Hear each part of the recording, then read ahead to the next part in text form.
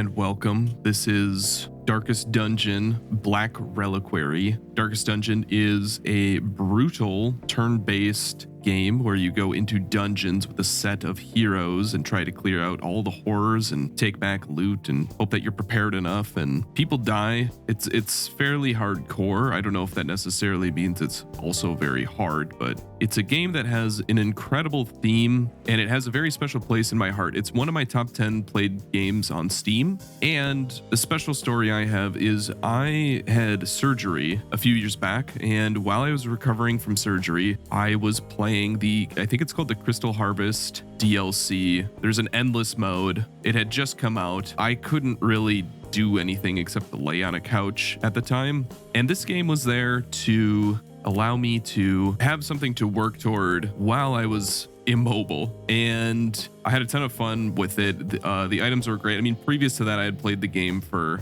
probably over 100 hours, just beating the normal story. I've played a lot of Darkest Dungeon 2. I think it's also very good. I think it's hard to compare the two games because Darkest Dungeon 1 is very much a game that takes place over a long time. It's a long playthrough, and Darkest Dungeon 2 is a little bit more of a roguelite or a roguelike. I'm gonna get those confused. They're similar but not similar. Anyway, Darkest Dungeon 2, you randomize heroes. Every single run has a different set of heroes. Anyway, I'm getting ahead of myself. This is a modification to Darkest Dungeon 1. So it's a lot more in the theme of you have characters, they persist between runs, they get stronger, you need to take care of them. If you don't take care of them, they die. And this is great because I really was looking for a game to play on my own that was not Factorio. I've played quite a marathon of Factorio. I recently finished one of the longest mods that was ever released for the original game.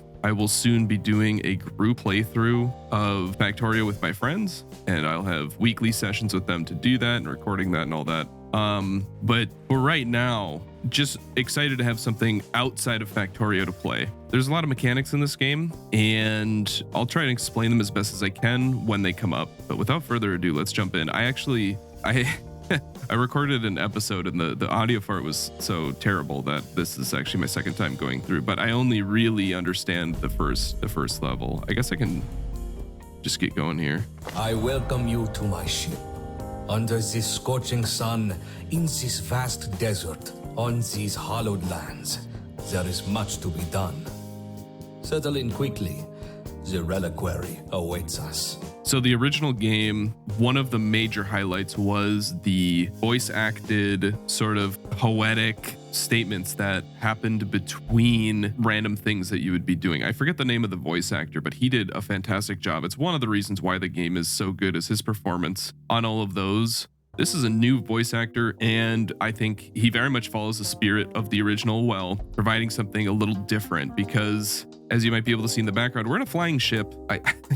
I don't know where the theme for this comes from. I'm not against it. I don't really know what's going on. It's dynamic. It's wild. The background is like flying beneath us. Also, this mod is supposed to be harder than the base game from what I could tell. I think it started development that would be August of 2023. It might have been before that. I don't know too much about it. I just saw this, got excited, saw it was on sale, bought it, and here we are. But in any case, there's sort of a hub world that you start out at, and I think this is just showing you any buffs that are applied to the day, or also just nudging you in the right direction, is this screen right here. I think that's all I need to know for now. Okay, info details, press H. Okay, there's new mechanics, so H will be helpful in understanding those. We have quest goals. So I believe we want to kill a bunch of bosses that are probably at the end of different sections. Also have roster goals. So these are all the different types of heroes that we can have, all the different classes. And level 6 is like max level. I'm familiar with most of these, but Judicator, Dredge, and Musketeer, I think, are new to me. So that'll be fun to learn how to use them. Okay, that should be good for now. So we have a default crew here. In the original game, the default crew, I believe, was a Crusader, a Highwayman, a Vestal, and then a Plague Doctor. So the original crew here is a Hellion, a Man-at-Arms, a Occultist, and then a Musketeer. which is like, it's interesting because they're all like kind of different versions of those classes. This is a tanky person who would be in the front. This is like a kind of less tanky but has more utility second person. This is a healer with some other utility, and then this is your applies damage over time and does different types of utility, doesn't like getting hit, so they're kind of in the quote-unquote back. And by back I just mean that there's sort of an order with which you go through a dungeon, and if you're in the back, you're usually less likely to get hit, and you act a little differently than people in the front who are probably more likely to get hit and have attacks that are more likely to only be able to hit the front of the enemy. Anyway, that's a little bit, well, that'll make more sense when we're actually fighting stuff, but Within one's own mind can be a terrible place to be if it is not cared for. Over in the clinic, we have a place to heal stress. There's essentially two types of health in this game. There's normal health, like most games, and then there is stress. Stress acts as a health bar that is a little bit more persistent. When a hero gets stressed out, they don't just heal outside of battle. They don't just heal when they come back. It sticks with them. So you can take them to different places to get their stress healed while you go on an adventure with other adventurers, and by the time you get back, some of their stress should be gone. And I just noticed this doesn't heal stress, this heals diseases and quirks. So you can also get a disease, which usually is just a bad effect that's persistent, and then you can also get quirks. So everybody's a little bit different. So if we look at our first hero here, we have Giant Slayer, so they do more damage to large enemies that take up large amount of space, more accuracy against them as well. They're also a coward, so they have less accuracy against enemies with more than half their health. Okay, this guy is hard skinned, so he has some base protection, which is great because his class is one that likes to take damage. So if you have protection, that I think it adds a flat amount of damage reduction. That's huge. But he also doesn't like to damage stunned enemies, and he gets more stress if he's at low health, which is a little annoying. You don't, if you're gonna be taking damage, you don't want to take stress damage when you're at low health. Okay, our third guy, this guy is, he does occult things, but also can heal. Again, this will make more sense when we actually start fighting people, but he is a superstitious, so he does more, is a higher chance to crit if he's using a mystical skill. So for instance, he can stab people, but that's a melee skill, or he can hit people with giant tentacles, and that is mystical. So that would apply to this mystical bonus. He's also technical, so he has a higher chance to bleed, blight, which is like poison, or debuff / mark other enemies. So that's good.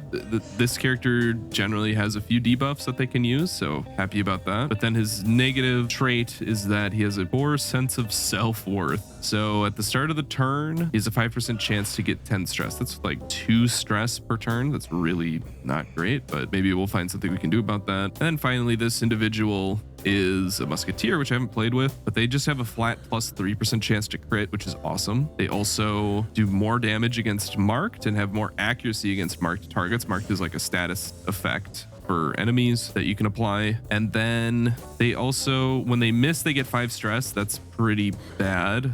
And then it's easier to crit them. So it's more likely that when they take damage, they will be crit. So that's obviously not great, but that's the way the game works. You get some buffs, you get some debuffs, and especially when your buffs line up with what you want to do, it feels great. And sometimes your buffs push you to use a character in a certain way that you otherwise wouldn't. And that's part of what makes this game beautiful. All right, I'm sick of hearing the coughing noises. Let's go through the rest of the buildings in our hub world. So it is not often you see a forge on a ship.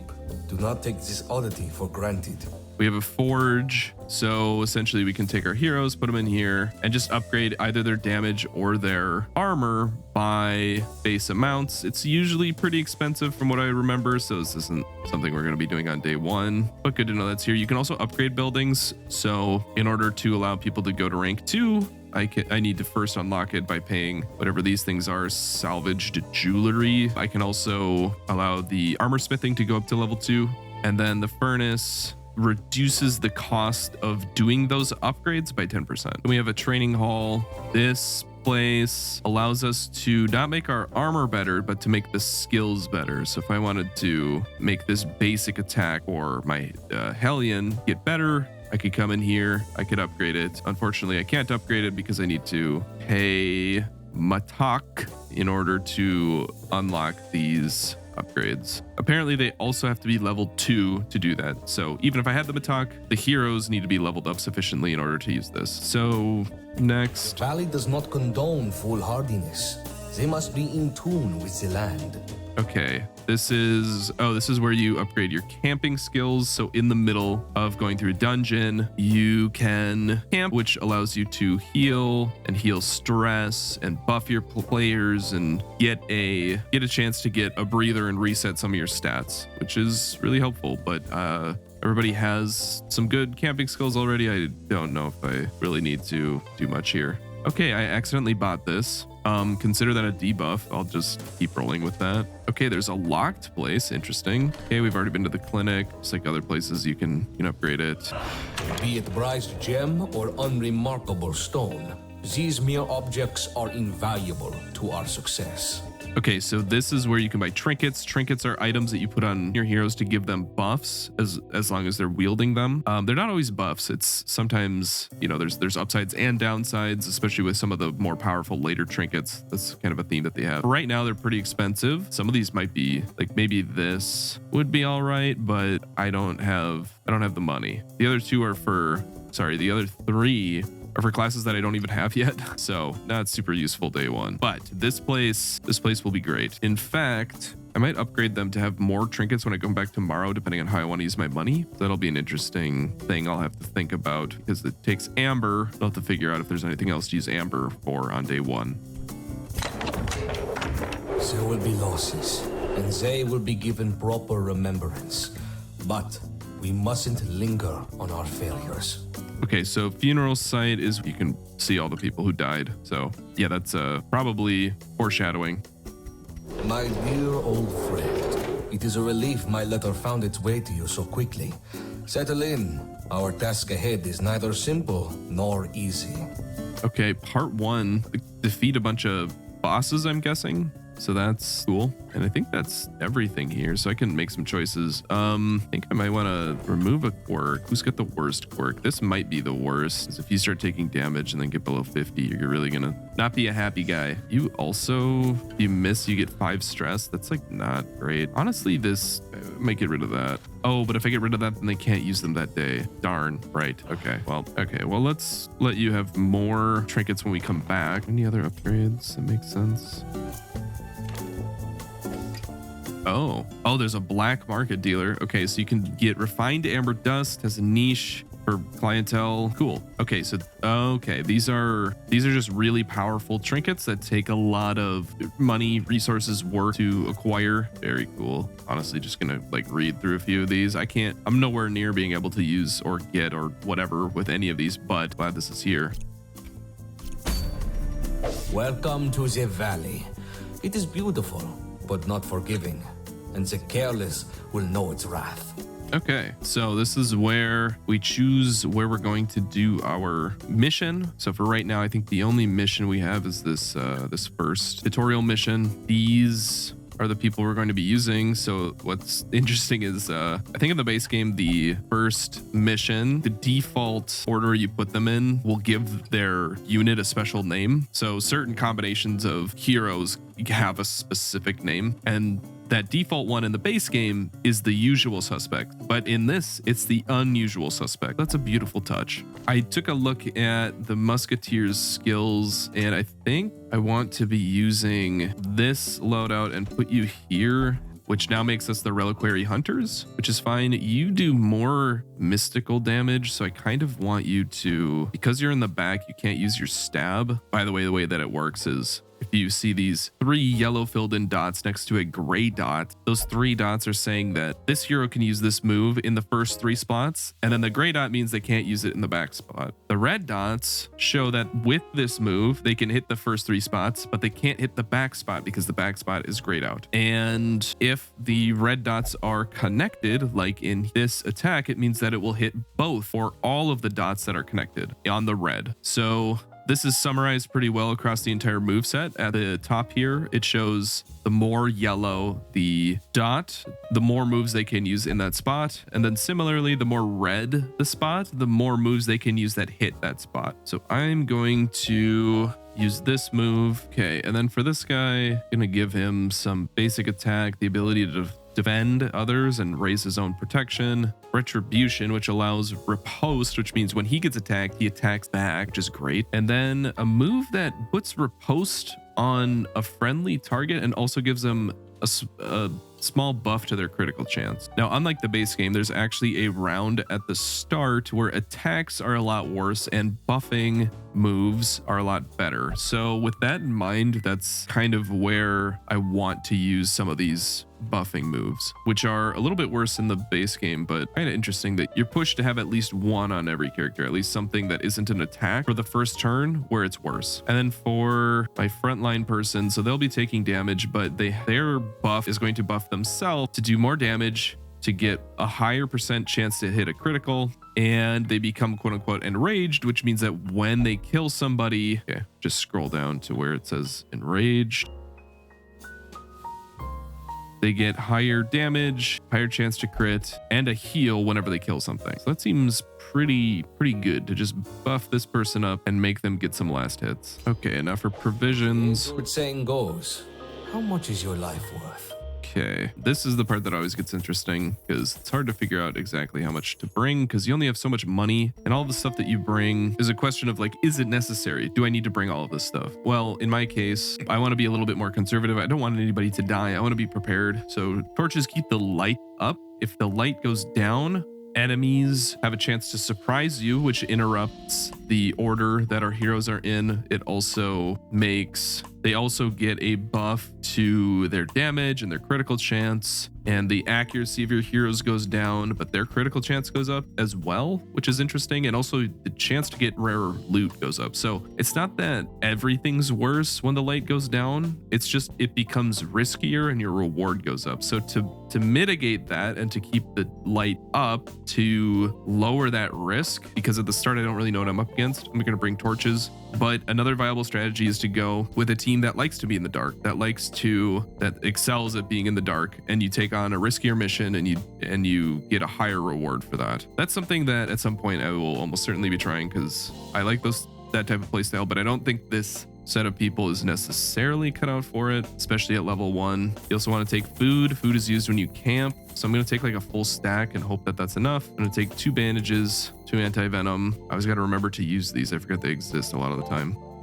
2 keys. So keys are used to unlock things to get better loot. And there's some stuff I don't really know. I'm going to take an archaeology kit because I don't know what it does, and it might help unearth the lost civilization information to use, I guess. A ginseng powder clears a bunch of stuff and it costs something that I don't have. I don't have any refined amber dust. It's fine. This can block an attack, also costs amber dust. Interesting. Laudanum seems good. It helps remove quote unquote horror, which is a condition that gives you stress over time. And it also heals a little bit of stress, I think. So this seems pretty good. Okay, used in pagan rituals. I mean, I guess, sure, whatever. I don't know. It seems all right. Okay, let's just send it.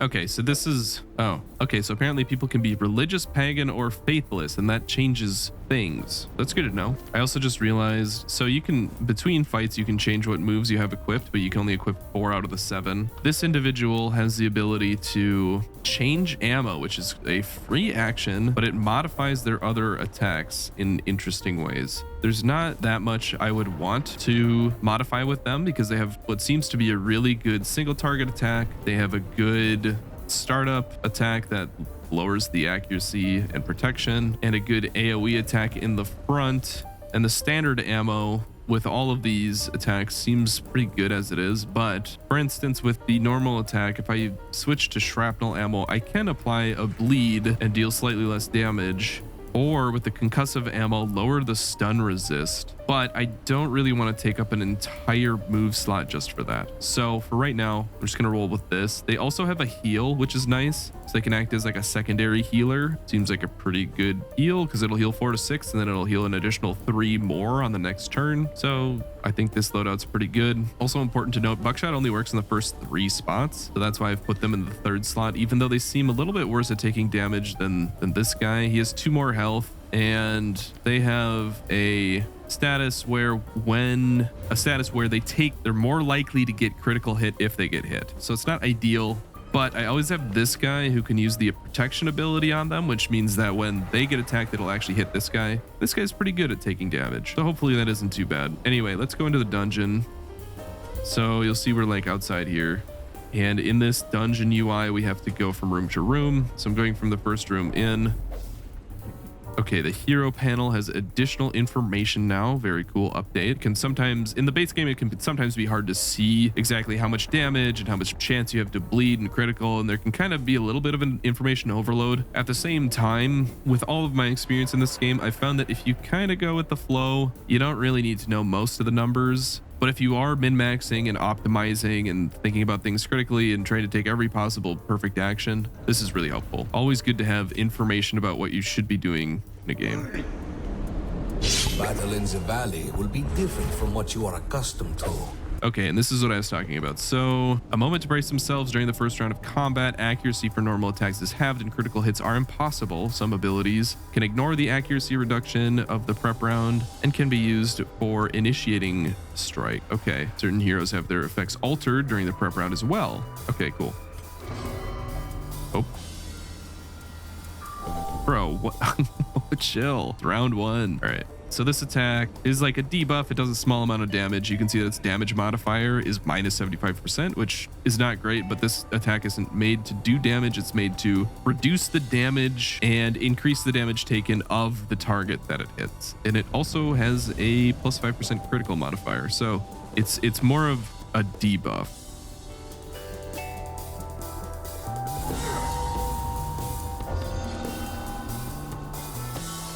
Okay, you gained a quirk from that. Oh, you like doing damage to Levantine and have additional accuracy. Very cool. Okay, you might as well buff yourself. So they now have, it's a lot of effect. Okay, so this silly guy didn't remember that he has lower accuracy on the first round, so that's his bad. Oh, you have nothing to hit with that. Okay, well, you might as well take a it's not going to be a great attack because it's round one, but yeah, it's fine. Oh, but then when you miss, all right, maybe it's not fine. Okay, I don't care if this misses because I'm only using it to activate retribution. So now when he gets attacked, he will attack back.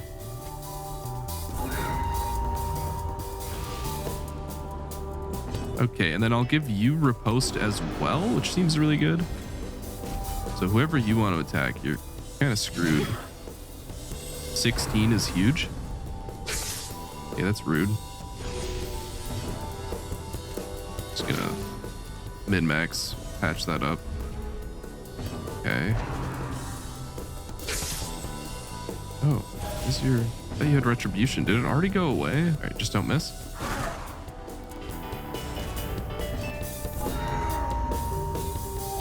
Damn. We press on. There is much to do. Okay, salvage jewelry and some attack. That's what we got from that battle. And let's see how much one torch adds. We're currently at 76 light, and we have bonus dodge, and we have Lost Legion spawn chance. I don't know what that means, but it should be good because there's a ++ before it. We follow the ever-guiding light. One torch provided more than 24 or more lights. We'll have to remember that in the future. Vendors. Okay, it only takes currency from the Caverts era. Okay. Matak, the currency of the Caverts society, comprised of Electrum. All right. I am sure it's the previous owner, not mine. Okay, we got a bunch of trinkets. That's great. All right, you probably want accuracy because when you miss, you get sad. Probably want more healing because you have a way to heal yourself and other people can heal you. You probably want more protection and to not get grit. And you probably want more damage and to increase your grit. I could maybe put this on you as well, but then you'd be locked with the... Actually, you know what? I'm gonna put both of these on you. You don't need a trinket. It should be fine. Okay, you can find stuff. You can also choose who's going to investigate it and what item to use when you encounter stuff like this. And I don't know if there's an item that works with this. You can try different items, but it's just a pot. So I'm going to see. Oh, they have stuff in the pot. Nice. We must keep eyes peeled. We can also hit traps. You can prevent that by scouting, but nobody... Okay, torches do allow 25. Nobody scouted this room, so we hit a trap that we couldn't see. And it stressed this person out, and they're not having a good day. So, not great. Ooh, okay. It is locked. An ancient stone container. Yep. Okay, using the key on the lock thing opened it, so get more matok and then some stuff that we can that turns into gold at the end of the mission. And we can go on to the next room. Our foes think themselves indomitable. Teach them the truth. Okay, I'm scared of this guy, so I'm gonna debuff him. I don't know what he's all about.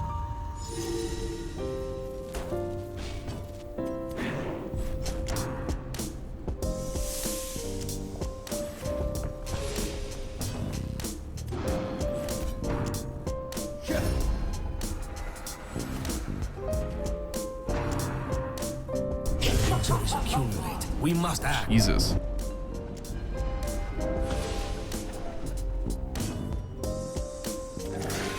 Ooh, so that healing ability, it can heal anywhere from 0 to 26, and apparently it heals more if they're pagan, so 20% more if they're pagan. So he just healed a 29, which is, I'm pretty sure a max roll, because he got the 20% on himself because he himself is a pagan, as we can see here. And then it was higher than 26, so it's pretty nice. It also has a chance to bleed, which you always have to think about, but thankfully he didn't bleed himself. This person does a lot of damage. I guess I have a gun. It's to be expected.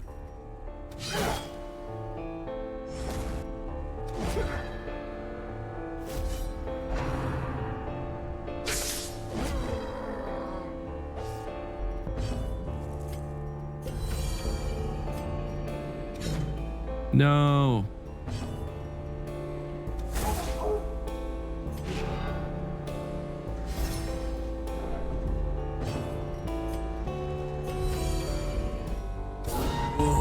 Drives into the ground.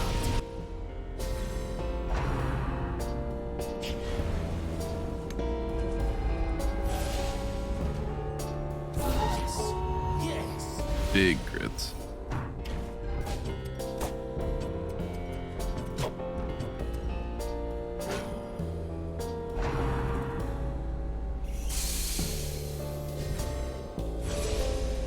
It's kind of the funny part of this is sometimes there's enemies that just have moves that are bad because it's like a balancing mechanism with them. Always makes me giggle. The scavengers will eat well tonight.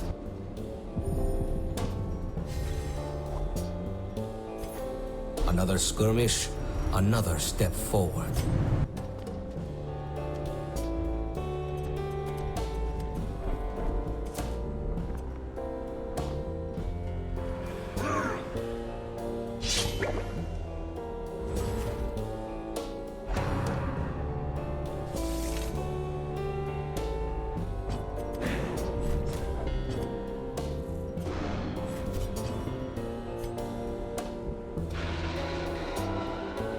Damn. Not happy about this bow enemy.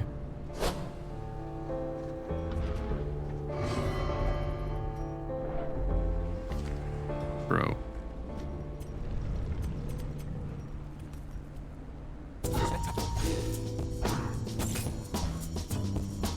Oh.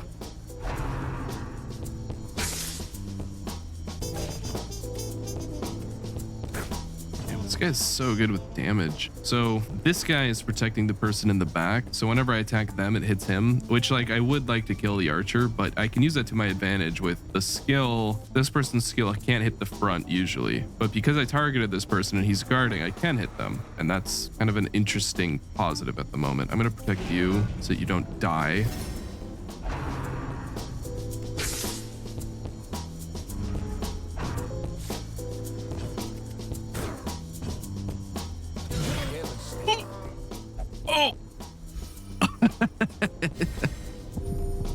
Oh man, 41. That's why this game is so sick. Because you're doing damage. It's like, I mean, I guess the person in the back is doing like 18, like kind of a lot. But just to hit that crit and get that, it's just like, it's just such a nice feeling every time it happens. The game does such a good job with the cinematics of just destroying somebody.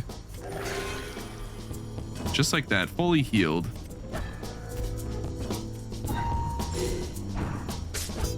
Nice. All right, get that heal. There we go. Gets the kill, gets the heal. Love it. An adequate performance for now. Keep it up.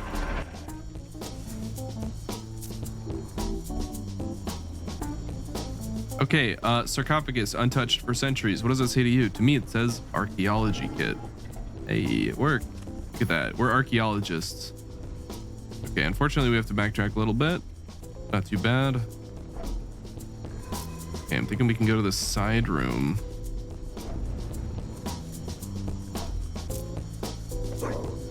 Okay, so apparently when enemies get surprised, they stumble, which I think means that when it's their turn, they shuffle to a different spot in their rotation.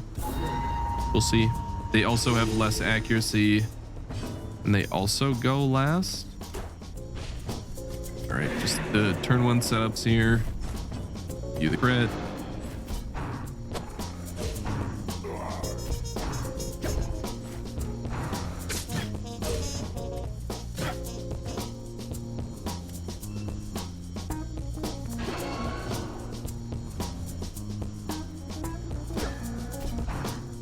Oh, get killed. Wait, what? That doesn't give you health? Aren't you?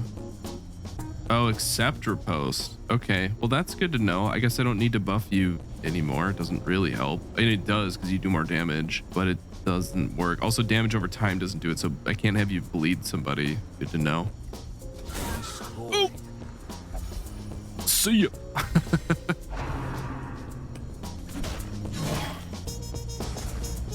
Okay.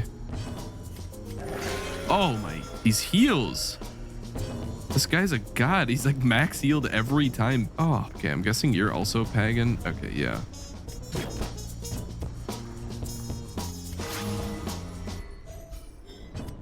It's everywhere. Okay, just let this guy's riposte wear off before I attack him. There we go.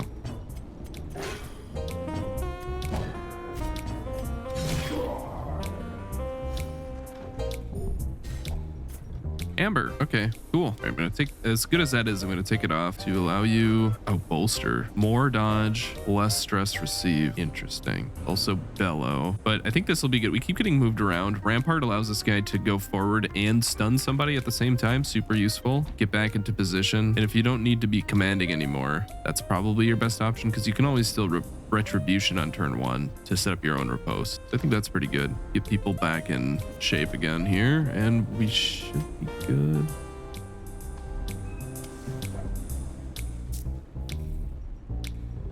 Yeah, why don't we camp? Look out for one another. Companions are all we have. So camping, there's a few different options. I chose the one that costs 8 food. It heals everybody and also heals them a little bit of stress. So basically what I want to be doing here is curing stress and then also buffing other people. Everybody's at full health, so I don't really have to do normal healing, but I do have stuff like wound care, which can cure bleeding and blight as well as heal a little bit of HP too. I can also prevent stress from happening, which is kind of nice, but for people who are stressed, it's better to take care of their stress. Like that. Now everyone's debuffed a little bit for that, which isn't great, especially the lower accuracy and the lower speed, but now we can start to buff other people.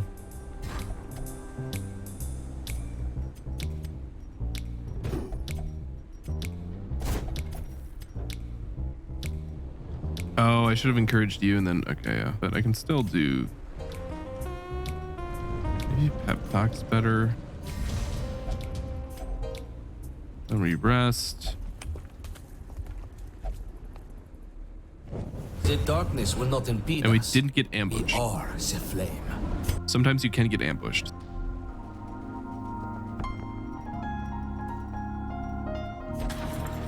Hey.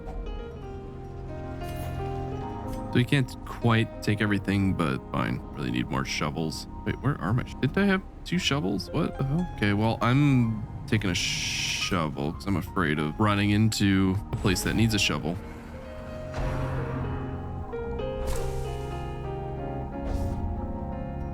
Okay, so you got a symptom which can become a disease, which is not great. Kind of wish I had a disease kit, but oh well.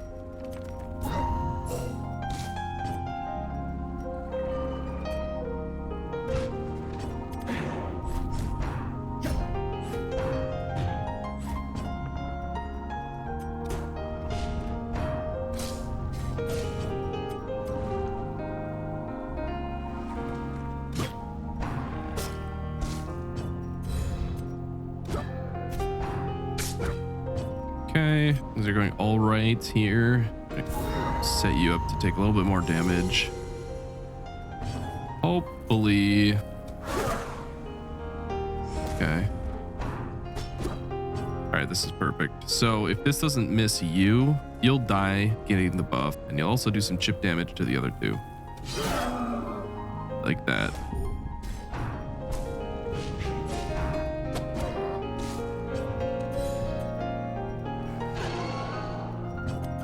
Healing off. Okay, and then finish it off. Nice. Wars consist of a great many battles. Continue. Against the light, our foes will fall. Tablet. Pagan ritual. No effect. All right. Oh. Oh. Nice. Catacombs Explorer. What a good tablet. Cool. Okay, this is what we saved the shovel for. Both proverbially and physically. Oh. Oh, dodge the trap. Let's go. Okay. His shield has handles on it. That's pretty sweet. This guy in the back's freaking me out. Don't like the look of that. Might be able to snipe him a bit here. Okay. You're not guarding the guy in the back, which I like.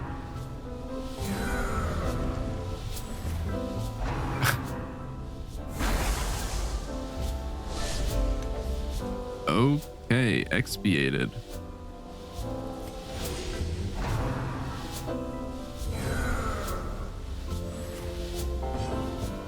Triggers on non-killing attack, completes when it triggers 3 times. The first trigger, it heals enemies 10% HP. You get minus 20% healing received from it for the rest of the battle. Then it deals 4 damage to yourself, 6 damage if you're a pagan. Are you a pagan? No, you're faithless. Very nice. Okay, well, your turn always starts like that. All right, everybody is set up. All right, again, I want you to die. Ooh, that is some damage.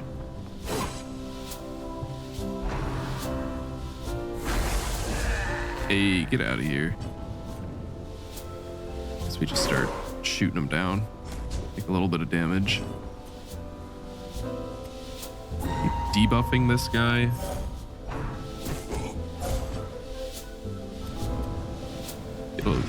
Oh, you miss. Wanted to get a stun in there, but here we are. Okay, damage is 10 to 21, so we'll never kill him. Damage here is 14 to 28, so there's actually a chance to kill this guy, plus I have a chance to crit, so this probably is a better... Oh. Oh. So close. Oh, that sucked.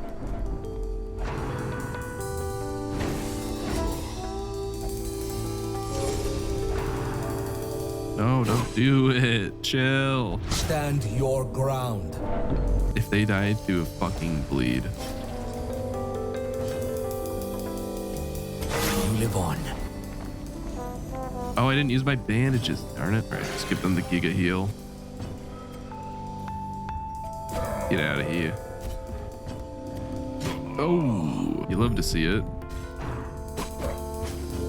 Oh, yes.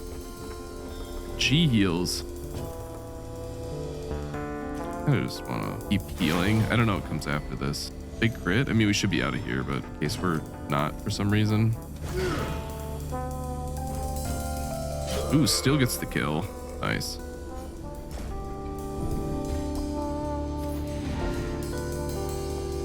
Nice. Okay, well, it's the first mission right there.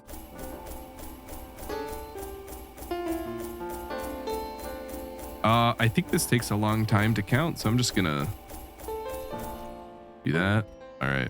Oh, you actually get to sell the stuff that you didn't take, like the extra food. It's kind of nice. And I got a bunch of relics, and which are the alternate currency, and then my reward. So I get like the XP share from Pokemon, and then like if you like somebody at a certain level, you can keep them there. I've never thought of a use for that, but maybe it's useful. Ooh, whenever Amberlight is triggered, gains buff, more damage, less damage taken. Okay, I'll have to learn more about Amberlight. Oh, higher virtue chance. So virtue happens when you get stressed out and you hit 100% stress. There's a chance that most of the time your hero gets really stressed out, they start becoming toxic, they start hurting themselves or other people. It makes it more likely that their moves are worse, but sometimes they get a virtue chance where the opposite happens, where they become buffed, their stress goes down to 0, and for the rest of the mission they actually have a huge buff to them. So I don't foresee this person getting stressed out that much, but if they do, then there's some chance that it ends up being good. It's kind of hard to use, but it's a good backup because the base chance I think is pretty low, but adding 15% to that could be good. It's not bad. Okay, so this is where new heroes come in. Our roster is going to get bigger,